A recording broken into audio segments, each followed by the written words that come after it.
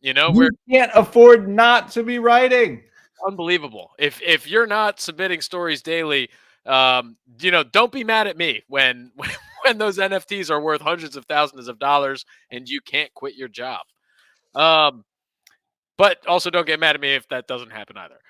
So anyways, taking a look at the leaderboard. So look at this. We've got Slam in first place on the week with 420 points. Slice, although Slam has not been able to take a top slot of the day yet, getting second place. Slice in second on the week with 393 points. Racontus with 329. And then we get to the second tier with Squirtle and Green 18, both with 165 points apiece. Before the bottom of the barrel here with Joanna Man, Repeat, K-Stew, and Champion, all on the outside looking in on the week.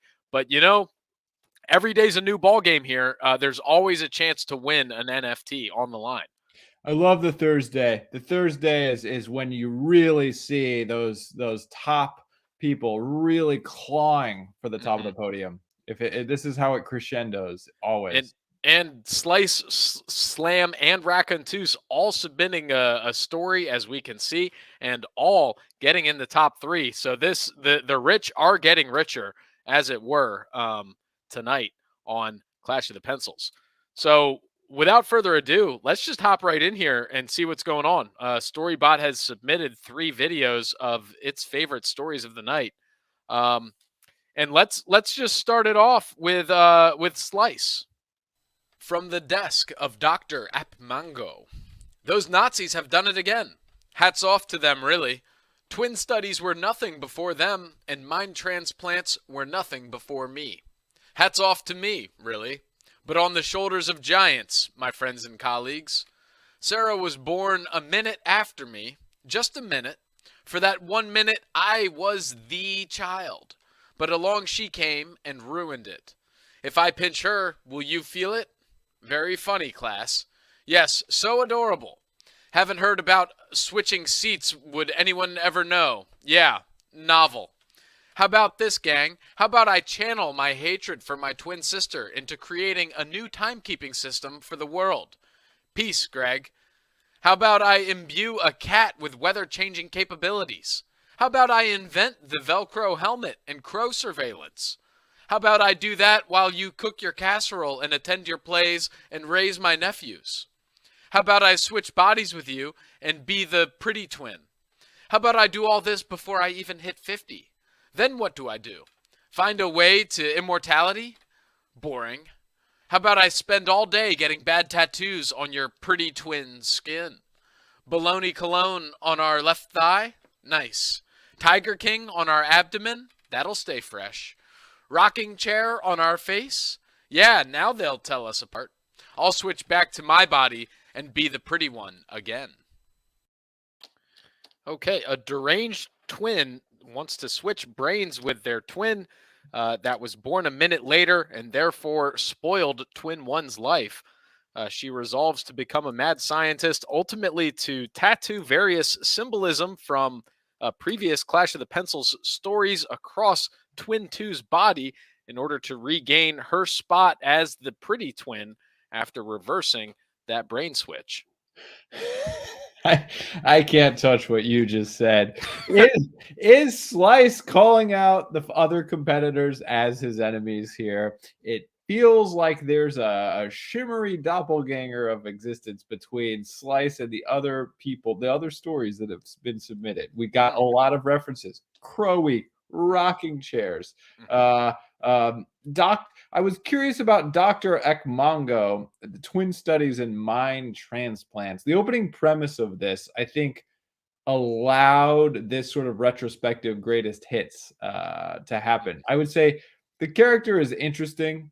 The setting and plot, though, there was some plot. The setting was so referential to everything that's happened that it was tough for me to really locate it. Yeah. I think that's the setting. I think this was a character. This was a character-driven piece, obviously, and then and the plot was a bit driven in there too. But yeah, whoa. That's all I have to say about that. That was a tough. Yeah, that one's going to be a tough one. It'll be very interesting to see how the internet parses that. Right. Could go either way. Could go either Honestly, way. The way things have gone this week with the votes, I never know what to expect. So interesting opening shot here from Slice. Let's see if that will be replaced at all by Racontus. Sal looked across the shop with Milton's bespectacled eyes.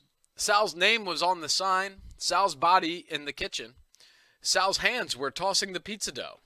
But why was he putting such terrible ingredients on the pies?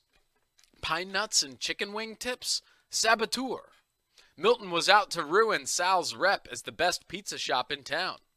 He held a Sal's menu in his hands, reluctant, but knew it was the only way to make peace with a madman. Milton looked across the shop with Sal's eyes and laughed. Serves him right, he cackled, fistful of blue cheese to spread on the next pie. Ban me from his place? The nerve! I'm the best food critic in Chandlersville. People go to Sal's because I tell them to go to Sal's. How had it come to this? Sal never knew who Milton was until a few days ago, until his grandson Mickey showed him how Yelp reviews worked. All he knew was people liked his pizza, and he did a good business. Most were short and sweet. Sal throws in free garlic knots. What a prince! Or, we love Sal's. Good pizza, fair price, great staff. But then there were these reviews, so detailed about every aspect of the meal. This a guy, pizza noob 18, fancied himself a real restaurant critic, Saul mused as he scrolled through the reviews. This a guy's all right, he thought. Milton was the best judge of pizza in all Chandlersville. His mom even said so. He ordered from there every week, and every week he wrote a review of his meal. Last week, the barbecue chicken pizza, a new item on the menu, was too saucy. He owed it to the people of Chandlersville to show his disappointment. If those pepperoni peddlers knew the weight he carried, Milton thought. Sal scanned the scathing review and soured. It wasn't hard to connect the meal to Milton. Next time we get an order from this guy, Mickey, I'm a-making the run. Sal's staff worked hard. His name was on the sign, but they made the place hum. If this jabroni had any idea what it took to do this, Sal thought. Milton flipped open his worn Sal's pizza menu. He scanned the specials and settled on a chicken parm sandwich, curly fries, and a slice of chocolate cake. He added a manicotti with meatballs for his mom. Of course, she'd give him a bite. For your writing, dear. She was so proud. Milton made the call. On the other end, Mickey took the call and yelled over to his granddad. Order for Milton, Pop! Sal sprang into action. As they exchanged food for money at Milton's door, Sal said, I hope you enjoy your meal. Milton replied rudely, I'll let you know. The attitude was more than Sal could stand. I think it's time for you to find another place. You ain't welcome at Sal's no more. As Sal handed Milton a menu to Palantino's, another local spot, there was a clap of thunder.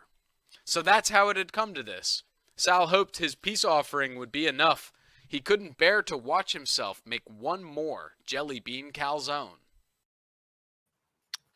All right, so a local pizza shop owner watches his reputation get ruined by a vengeful Yelper after a body switch occurred right after Sal banned the weekly reviewer from ordering any more from his shop. And now he has to save that pizza shop from jelly bean calzones. In order to do that, he must apologize to Milton. This was the ingredients. Its taste is so rarely given as the main sensory description, but this was a world into taste through terrible pizza ingredients. I thought it was such a brilliant premise into the world. Pine nuts and chicken wing tips as a saboteur. We get all sorts of weird flavor combinations that I found really, really interesting. Just the whole thing was suffused with this kind of weirdness. discordant flavor patterns. The food critic in Chandlersville, it makes me question, was he really an expert, or was Right. No, this kid was so because this is crowdsourcing Yelp reviews, right? And it's like, all right, is there elitism in criticism anymore, or is this guy, this bespectacled Milton, really thinking that he's more than he earned the critical weight and the critical authority to make these pronouncements, or is he just deluding himself on these sort of public swarm? Well, he's clearly delusional because he only orders from this one pizza shop. So how can he be the best pizza reviewer in town if all he has is one well-worn menu and he won't eat anywhere else? You know, it's like one of the sweet ironies there is like, that's like, or it's probably not irony, but you know, I don't know. It's interesting. It is interesting. I thought the plot, it was a long story. There was a lot of words there. Mm-hmm. I felt like the switch, it spent so much time building setting and getting a little bit of the character, but I would have liked more either in plot or more in terms of hijinks. It felt like it just, there was a beginning and then there was some sabotage, but it never really went anywhere. There was never a reckoning. The switcheroo never really, I don't know. Right. We kind of get the like the bookends of it was this pizza shop owner looking at the Milton in his body ruining the food, and then the other end of it was like, after recounting how they switched bodies, was him like with menu in hand about to apologize, hoping it'll work. So yeah, the real plot was kind of in that flashback to what happened to bring us to this moment. The whole buildup of, and that's what I kind of really enjoyed, was like these like two, like what drives Sal, you know what I mean, to be going through the reviews and take them personally, and then what's driving Milton to be like ordering stuff week in and week out and just like either trashing it or not from the same place.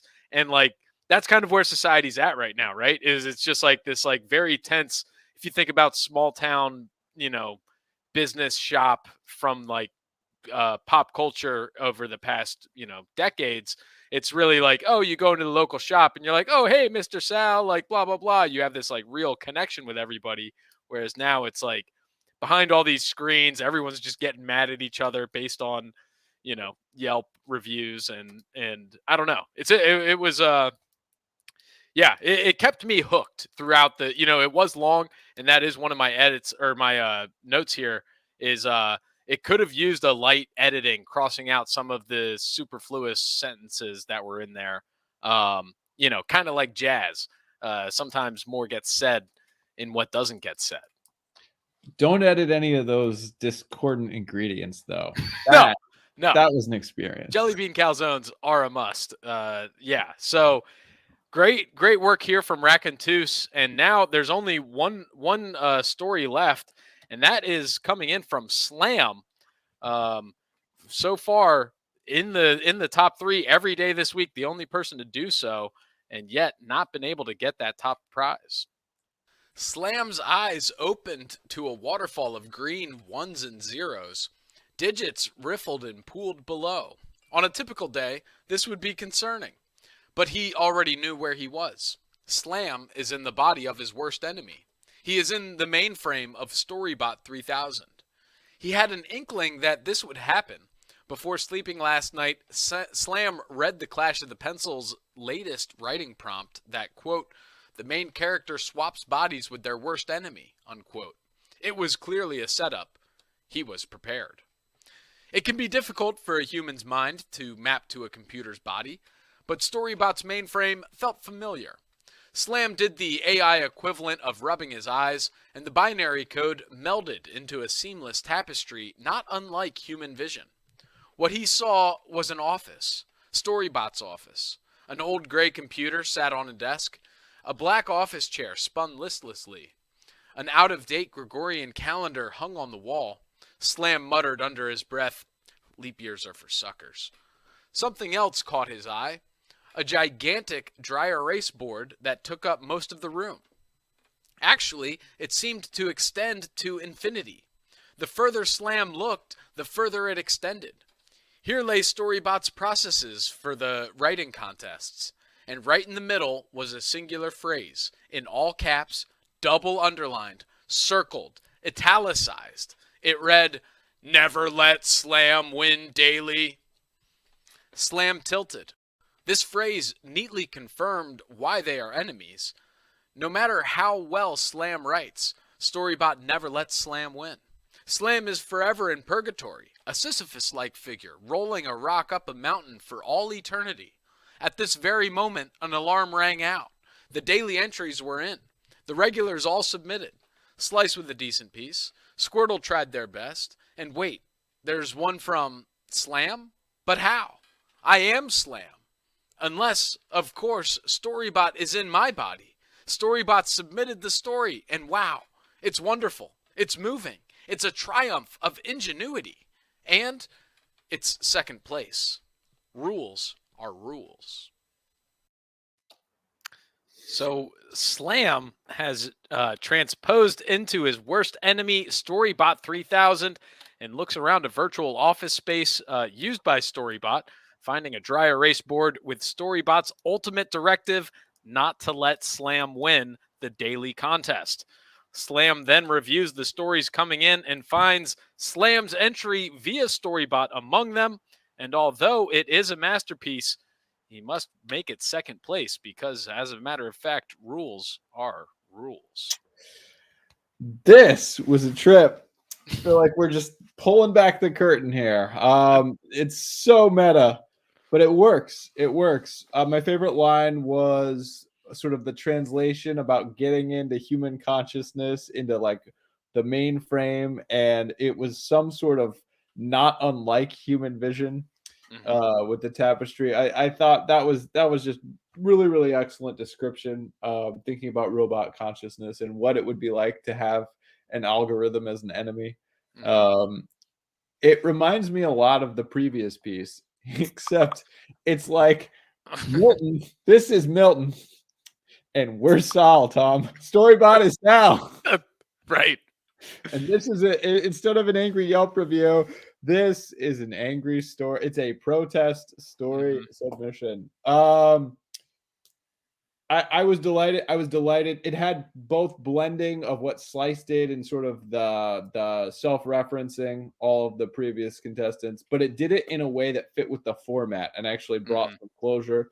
It was very it was like the whiteboard doesn't really have Slam should get second place. But well, that's actually the one plot hole that I have in my notes here is Storybot doesn't determine first, second, and third. That's the public vote. That's so reading that's really America that Slam is more angry at, the internet at large. Excuse me. But Storybot just picks the top three. We don't really know where Storybot falls on ranking those top three. Obviously, Storybot saw something in this. Yeah, right. Maybe Storybot's got some vanity in those neural networks there that likes a reference to Storybot. Oh, totally. I mean, we've seen Storybot compliment Storybot stories before, and so that's, and also Slam is a great author because he's so paranoid. That type of paranoia that doesn't mean it's wrong. Doesn't mean no. They're not. No, but that's that's like Van Gogh or something like that. I don't know. This really worked for me. This story really worked for me, and I'm going to be honest. I'm kind of rooting for the breakthrough. Be very curious to see if this delivered. That's a fact. I mean, because if this doesn't deliver, what else is Slam got? What is Slam going to do? I know, right? This could be the breaking point of Slam. We'll just have to see. I'm rooting for you. It's a tight triangle. According to our analysis, Slam should win. Although, as you know, and as I know, this doesn't matter at all. This was just a pointless exercise for the past 20 minutes that we like to do. I don't know why, but we do it. So I just have to click this update leaderboard button, which I will, and then come back over here and refresh the page. And then we'll actually see what the real results are Here we go. for the day. Drum roll. Drum roll. pulling Slam, the crowd favorite. We're all pulling for Slam here to break out of that second place. First on the week, but no, God, Twos takes it. That has to man, Slam in second place for the fourth night in a row. Slice with 100 in third, Champion and Squirtle both on the board, but unfortunate for Slam. But look at this weekly lead now. Slam has 560 points, a hefty, what is that, 70-something point lead over Racontus and Slice, who are neck and neck in second and third place, separated by one thin point. Meanwhile, Squirtle, Green 18, rounding out the top five. But really, it's about these top three right now. It's any dog's race. Any dog's race. I did write Slam equals second on the whiteboard just to try to manifest. Wow.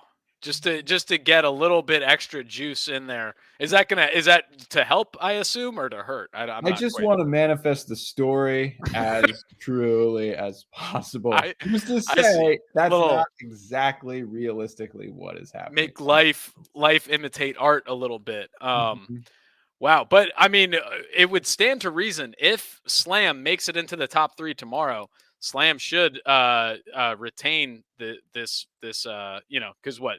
There's only 60 points in between first and third difference. So Slam has a great shot at winning the week. Great shot at winning the day. Slam could win 2 NFTs tomorrow. 2 NFTs. You know what they say? Once. Any given weekday. Any given weekday, something can happen. Oh, and look at this. The irony. Storybot is pulling. Wow. Storybot rubbing salt into Slam's wounds. That is unbelievable. Today's writing prompt. What is the origin of the phrase, the straw that broke the camel's back? Oh, flawless. Ouch. Flawless. That is. Imagine your mortal enemy just directing you to pain and misery your whole life. And then once you reveal that to the world, your enemy just rubs it right back in your face. Is that where you would go with this story right here? I can't wait to see what tomorrow brings. It's going to be epic. This has all, given the stakes, given the context, given the leaderboard, this has all the makings for a doozy of a Friday. Oh, yeah. I mean, I think this week is going to end up on Clash of the Pencils Classics, most definitely. It's remember those instant classics? This is one of tomorrow's got the making of that, most certainly. Classic. So let's look at the top 5 sentences of the day before we break and let the authors get writing. Number 5 from Slice. Sarah was born a minute after me, just a minute. For that 1 minute, I was the child. A lot of use of underlining there. Yeah, great use of underlining and a lot of character development and plot wrapped up into that sentence. Hard to do italics in handwriting. That's a fact. Number 4 from Champion. Horse hockey, I yelled, standing up from the parliament seat my family occupied since the night of the fangs in the 1940s, but immediately fall on my belly, writhing around, unable to move my limbs. That was a story there about a mongoose snake rivalry, cobra rivalry, and the cobras were mind transferring with the mongoose. I don't know. I don't think it needs any explanation. It's clear as day. Clear as day. There's a lot going on there as well. Some plot, some setting, some character development. Number 3 from Racontus. Until his grandson Mick showed him how Yelp reviews worked, all he knew was people liked his pizza and he did good business. Simpler times. Yeah. We're going to get back there. One of these days. Number 2 from Champion. My mom slowly wriggled up to me, using her core to hoist an arm on my forehead and cooed, "Shh, there's no snakes. Seems like just a silly dream. Slip back to sleep, son." Seems like the mom was a mongoose brain swap, cobra brain swap mongoose there to end the story. I don't know. Two great sentences, but two sentences does not a story make, apparently. Number one, from Slam, Storybot submitted the story, and wow, it's wonderful. It's moving. It's a triumph on ingenuity, and it's second place. Rules are rules. Storybot, wow. The third insult to injury here, where Storybot selects Slam's sentences for number one of the day. And the great sentences it was. Unfortunately, let's hope Slam didn't hardwire those rules into Storybot's mind frame. Or vice versa. We don't know. Wow. Or vice versa. It's a great point. Well, there you have it, folks. That wraps up another wild round of Clash of the Pencils. Join us back here tomorrow at the same time, same place. We'll get all the answers you need. Will Slam break out of second place? Will Slam retain the first place? What's happening with Squirtle and Green 18? Otherwise, we'll see you out on the paper. Did your favorite story of the night win? It didn't? That's weird. Did you vote? You didn't? Huh. I wonder if that could be related. Anyone can vote. You don't need a Clash of the Pencils account. Just head over to clash.storysquad.app. The link's in the description. Any Monday to Friday in the 2 hours before the live stream starts. Read the top 3 picks from Storybot 3000 and make your voice heard on who should win the NFT. Be a good citizen. Help overthrow the powers that be by voting, specifically in the Clash of the Pencils app every night.